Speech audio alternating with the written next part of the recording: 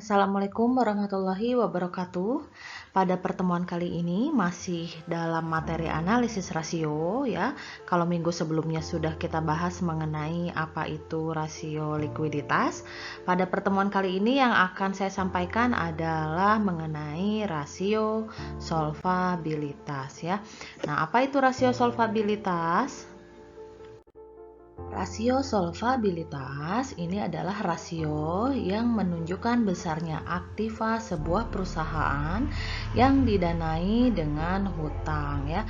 Artinya seberapa besar beban hutang yang ditanggung oleh perusahaan dibandingkan dengan aktivanya ya atau total asetnya. Nah, rasio ini merupakan ukuran yang menunjukkan kemampuan perusahaan untuk membayar seluruh kewajibannya pada saat dilikuidasi atau dibubarkan ya. Nah, kalau rasio likuiditas ya di materi sebelumnya itu adalah rasio yang digunakan untuk mengukur kemampuan perusahaan dalam membayar hutang jangka pendek saja ya atau hutang lancar, yaitu dengan cara membagi total aset lancar dibagi dengan hutang lancar. Nah, sedangkan pada rasio solvabilitas ini digunakan untuk mengukur kemampuan perusahaan dalam membayar seluruh hutang-hutangnya gitu ya, baik hutang jangka pendek maupun hutang jangka panjang. Seperti yang kita ketahui bahwa aset perusahaan ini kan berasal dari dua sumber ya, yaitu modal sendiri atau equity dan juga modal pinjaman atau hutang. Nah, untuk memilih apakah perusahaan akan menggunakan modal sendiri atau modal pinjaman gitu ya, tentu saja harus menggunakan beberapa pertimbangan. Kenapa? Karena penggunaan aset yang bersumber dari modal sendiri maupun modal pinjaman ini akan memberikan dampak bagi perusahaan itu sendiri ya. Nah, dari sini pihak manajemen tuh harus mampu mengatur rasio dari kedua modal tersebut, salah satunya ya dengan cara melakukan kombinasi dari masing-masing jumlah sumber dana, baik itu equity ya modal sendiri maupun dana pinjaman ya atau hutang. Nah, penggunaan dari masing-masing sumber dana ini harus dipertimbangkan agar tidak membebani perusahaan nantinya. Nah, kombinasi penggunaan dana ini dikenal dengan rasio solvabilitas. Selanjutnya ada tujuan dan juga manfaat dari rasio solvabilitas ya. Yang pertama, tujuan dari rasio solvabilitas adalah untuk menilai kemampuan perusahaan dalam memenuhi kewajiban yang bersifat tetap seperti angsuran pinjaman dan juga termasuk bunga ya. Jadi di sini dicari tahu apakah aset yang dimiliki perusahaan ini dapat dijadikan jaminan untuk membayar hutang yang bersifat tetap atau kontinu ya, seperti bunga pinjaman.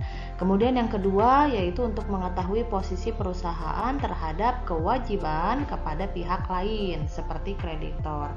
Jadi seperti yang kita tahu bahwa salah satu manfaat dari rasio keuangan khususnya dalam hal ini adalah rasio solvabilitas gitu ya. Dari analisis ini kan dibutuhkan oleh beberapa pihak, salah satunya adalah kreditor. Untuk apa? Untuk pengambilan keputusan dalam penyediaan dana atau pinjaman. Apakah perusahaan tersebut layak atau tidak untuk diberikan kredit ya. Kemudian selanjutnya yang ketiga yaitu untuk menilai keseimbangan antara nilai aktiva, khususnya aktiva tetap dengan modal.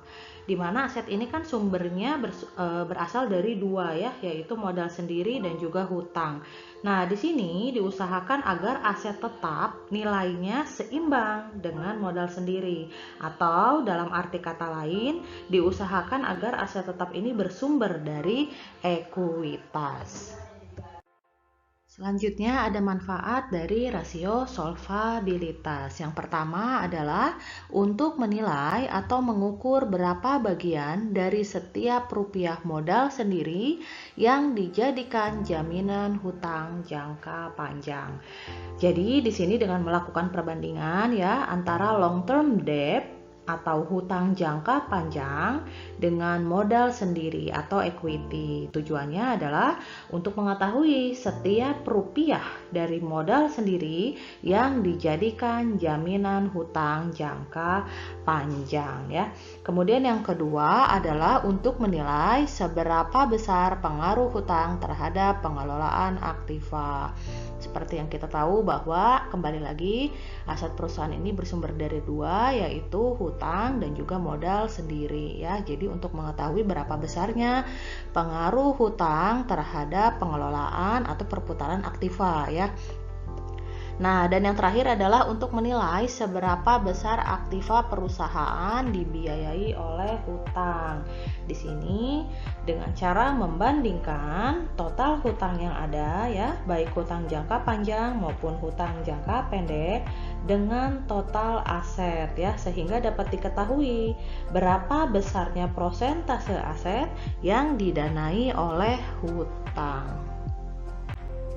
Selanjutnya kita masuk ke bentuk-bentuk dari rasio solvabilitas ya, jenis-jenis rasio solvabilitas. Yang pertama ada debt to asset ratio. Rasio ini digunakan untuk mengukur perbandingan antara total hutang dengan total aset ya, debt to asset, debt hutang terhadap aset ya, dengan asetnya. Kemudian yang kedua, debt to equity ratio. Di sini untuk mengukur perbandingan total hutang dengan equity atau modal sendiri ya. Kemudian yang ketiga ada long term debt to equity ratio. Di sini rasio ini digunakan untuk mengukur total hutang jangka panjang ya dengan equity atau modal sendiri. Kemudian yang keempat ada time interest earned. Rasio ini digunakan untuk mengukur kemampuan perusahaan dalam membayar bunga. Dan yang terakhir adalah fixed charge coverage. Rasio ini digunakan untuk mengukur kemampuan perusahaan dalam membayar biaya bunga ditambah dengan kewajiban sewa.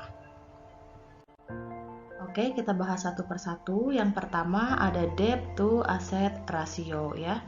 Nah, rasio ini merupakan rasio hutang yang digunakan untuk mengukur perbandingan antara total hutang dengan total aktiva ya. Jadi rasio ini digunakan untuk mengukur perbandingan antara total hutang dengan total aktiva, atau dalam arti lain untuk mengetahui seberapa besar aset perusahaan ini didanai oleh hutang ya. Maka rumus yang digunakan adalah total hutang dibagi dengan total aset ya, total debt dibagi dengan total aset. Nah, dari pengukuran ini, jika rasionya tinggi, ini artinya pendanaan dengan hutang semakin banyak. Nah, hal ini tentu saja akan mempersulit perusahaan dalam melakukan pinjaman tambahan atau melakukan tambahan berikutnya gitu ya, melakukan pinjaman lagi. Karena tentu saja dikhawatirkan nantinya perusahaan tidak dapat menutupi hutangnya dengan aset yang dimilikinya gitu ya. Karena total hutangnya ini lebih besar daripada aset yang ada. Nah, standar pengukuran untuk menilai baik tidaknya rasio perusahaan ini digunakan rasio rata-rata industri yang sejenis. Jadi sama dengan likuiditas ya, tergantung dari rata-rata industrinya. Apakah rasio ini dikatakan baik atau sebaliknya. Jadi pembandingnya kembali lagi pada rata-rata industri dari perusahaan sejenis tersebut. Yang kedua ada debt to equity ratio ya. Nah, rasio ini digunakan untuk menilai hutang dengan ekuitas. Jadi membandingkan antara total hutang dengan modal sendiri ya. Nah, rasio ini dicari gitu ya dengan menggunakan rumus total hutang dibagi dengan ekuitasnya atau modal sendiri. Rasio ini berfungsi untuk mengetahui setiap jumlah rupiah modal sendiri yang akan dijadikan jaminan hutang ya. Nah, jika semakin besar rasionya, ini akan semakin tidak menguntungkan bagi pihak kreditor. Kenapa demikian? Karena tentu saja akan semakin besar resiko yang ditanggung oleh kreditor ya, atas kegagalan yang mungkin saja terjadi di perusahaan. Karena itu kan artinya equity atau modal sendiri yang dimiliki perusahaan ini kemungkinan besar tidak dapat digunakan untuk menutupi hutang-hutang yang ada gitu ya, baik hutang jangka panjang maupun hutang jangka pendeknya. Nah, sebaliknya, jika rasionya rendah, ini menunjukkan semakin tingginya tingkat pendanaan yang disediakan oleh pemilik perusahaan gitu ya, karena berarti kan semakin besar equity-nya dibandingkan dengan total hutangnya gitu ya. Nah, tentu saja semakin besar juga keamanan bagi kreditor jika terjadi kerugian atau kegagalan pada perusahaan tersebut ya. Nah, baik atau tidaknya debt to equity ratio ini tentu saja pada tiap-tiap perusahaan ini akan berbeda tergantung dari jenis usaha itu sendiri dan juga standar industrinya ya dari usaha tersebut. Selanjutnya yang ketiga adalah long term debt to equity ratio. Seperti namanya, long term debt di sini artinya adalah hutang jangka panjang ya terhadap equity atau modal sendiri ya. Nah, jadi rasio ini adalah rasio antara hutang jangka panjang dengan modal sendiri. Tujuannya adalah untuk mengukur berapa bagian dari setiap rupiah modal sendiri yang dijadikan jaminan hutang jangka panjang gitu ya. Kalau tadi sebelumnya debt to equity untuk mengetahui berapa setiap rupiah dari modal sendiri yang dijaminkan gitu ya untuk seluruh hutangnya gitu ya. Kalau long term debt to equity ini setiap rupiah modal sendiri yang dijadikan jaminan hutang jangka panjang saja. Nah, sehingga rumusnya adalah long term debt dibagi dengan equity atau hutang jangka panjang dibagi dengan modal sendiri. Selanjutnya ada time interest earned. Rasio ini digunakan untuk mencari jumlah kali perolehan bunga ya, atau diartikan juga sebagai kemampuan perusahaan untuk membayar biaya bunga. Sehingga rumus yang digunakan ini adalah EBIT atau earning before interest and tax ya. Nah, di mana EBIT ini diperoleh dari, kalau masih ingat ya, diperoleh dari ini sudah pernah dibahas ya di materi sebelumnya, khususnya manajemen keuangan, di mana untuk memperoleh EBIT ini adalah penjualan dikurangi dengan harga pokok penjualan ya, yang kemudian nanti diperoleh laba kotor, kemudian dikurangi dengan biaya-biaya operasional ya, maka diperoleh nilai EBIT ya, atau earning before interest and tax, atau laba sebelum bunga dan pajak. Ini yang kemudian dibagi dengan besarnya biaya bunga. Dari rasio ini nanti kita bisa mengetahui berapa kali ya jumlah perolehan bunga atau jumlah dari EBIT ini bisa digunakan untuk membayar berapa kali bunga yang ada ya, intinya seperti itu. Nah, untuk lebih jelasnya nanti kita bisa masuk ke contoh soal. Dan yang terakhir adalah fixed charge coverage.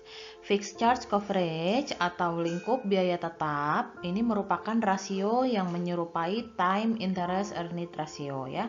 Hanya saja perbedaannya adalah rasio ini dilakukan apabila perusahaan memperoleh hutang jangka panjang atau menyewa aktivitas berdasarkan kontrak sewa.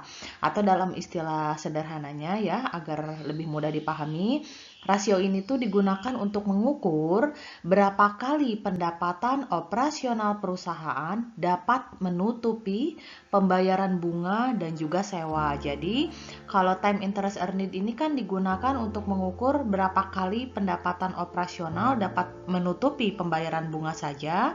Nah, kalau fixed charge coverage ini tidak hanya bunga saja, melainkan seluruh tagihan termasuk juga sewa.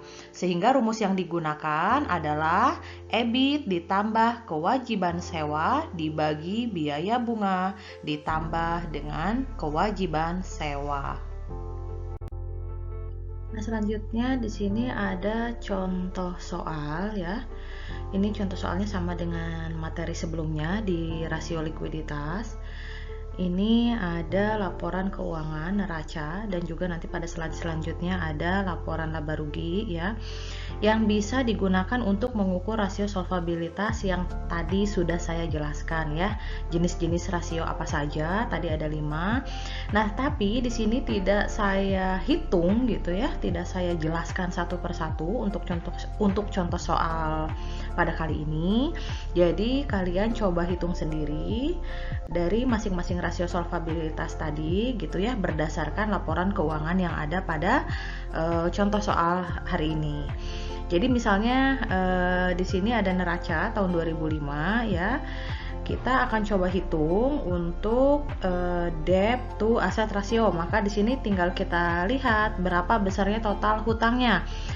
Total hutang lancar ditambah dengan total hutang jangka panjang, karena debt to asset ratio berarti total hutang keseluruhan, baik hutang jangka pendek maupun jangka panjang ya, dibagi dengan total asetnya. Di sini total hutang jangka pendek ditambah dengan hutang jangka panjang adalah untuk tahun 2005 misalnya bisa kita lihat pada pos neraca sebelah kanan ya, 750 ditambah dengan 1.300 ya. Kemudian dibagi dengan total asetnya. Total asetnya adalah 4.200 pada tahun 2005. Kemudian misalnya bentuk rasio yang kedua yaitu debt to equity, total hutang dibagi dengan ekuitas atau modal sendiri. Tinggal dilihat saja berapa besarnya total hutang pada tahun 2005, yaitu tadi hutang lancar ditambah hutang jangka panjang ya. Kalau untuk total hutang berarti 750 ditambah 1.300 dibagi dengan total ekuitas atau modal sendiri yaitu 2.250 dan seterusnya. Silakan kalian coba kerjakan sendiri sebagai bentuk latihan di rumah. Kemudian selanjutnya juga ada laporan laba rugi ya. Laporan laba rugi ini bisa digunakan untuk mengukur rasio solvabilitas pada bentuk rasio time interest earned dan juga fixed charge coverage ya, karena pengukurannya itu tadi kan berdasarkan EBIT atau earning before interest and tax ya, dibandingkan dengan biaya bunga, dan juga kalau untuk fixed charge coverage itu dibandingkan dengan biaya bunga ditambah dengan biaya sewa ya.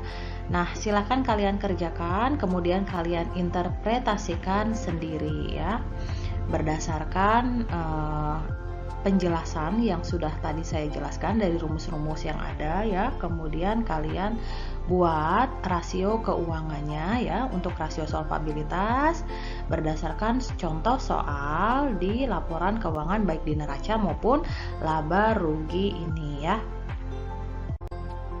Nah, di sini ada hasil pengukuran dari rasio solvabilitas. Tadi untuk bentuk-bentuk dari rasio solvabilitasnya ya, yang ada 5 bentuk rasio ini tidak saya hitung satu persatu seperti pada materi sebelumnya di rasio likuiditas. Tapi di sini saya tulis hasil akhirnya, jadi silahkan kalian sesuaikan apakah hasil perhitungan kalian sama dengan hasil pengukuran rasio solvabilitas pada tabel ini ya. Di sini saya akan coba interpretasikan supaya bisa dipahami maksud dari angka-angka atau rasio-rasio yang muncul dari pengukuran rasio solvabilitas ini ya. Yang pertama ada debt to asset ratio ya. Untuk tahun 2005 rasionya adalah sebesar 49%.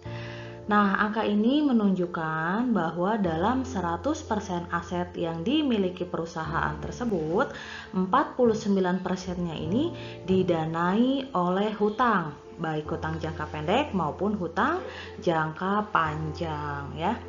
Selanjutnya yang kedua ada debt to equity ratio. Di sini besarnya rasio pada tahun 2005 adalah sebesar 91%, yang artinya kreditor menyediakan Rp91 untuk setiap Rp100 yang disediakan oleh pemilik atau pemegang saham, atau setiap Rp100 equity ini dijadikan jaminan hutang sebesar Rp91 ya. Kemudian yang ketiga ada long term debt to equity ratio. Di sini rasionya adalah sebesar 58%, yang artinya dalam setiap 100 rupiah ekuitas atau modal sendiri ya, ini dijadikan jaminan 58 rupiah hutang jangka panjang. Dan yang keempat adalah time interest earned. Di sini rasionya adalah 10 kali. Jadi jika kita bandingkan antara besarnya EBIT atau earning before interest and tax ya, dengan total bunga pinjaman pada tahun 2005. Nah, 10 di sini maksudnya adalah jumlah laba sebelum bunga dan pajak dapat digunakan untuk 10 kali pembayaran bunga pinjaman ya.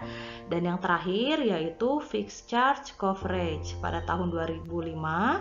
Ini adalah sebesar 8,5 kali. Yang artinya jumlah laba sebelum bunga dan pajak atau EBIT gitu ya, ini dapat dijadikan jaminan untuk menutupi seluruh tagihan, baik itu beban bunga dan juga beban sewa ya. Itu untuk interpretasinya. Nah, untuk tahun 2006 ini dapat kita lihat untuk kenaikan dan juga penurunannya pada masing-masing rasio solvabilitas pada contoh kali ini. Oke, sekian dulu untuk materi pada pertemuan kali ini. Semoga dapat dipahami dengan baik. Terima kasih. Wassalamualaikum warahmatullahi wabarakatuh.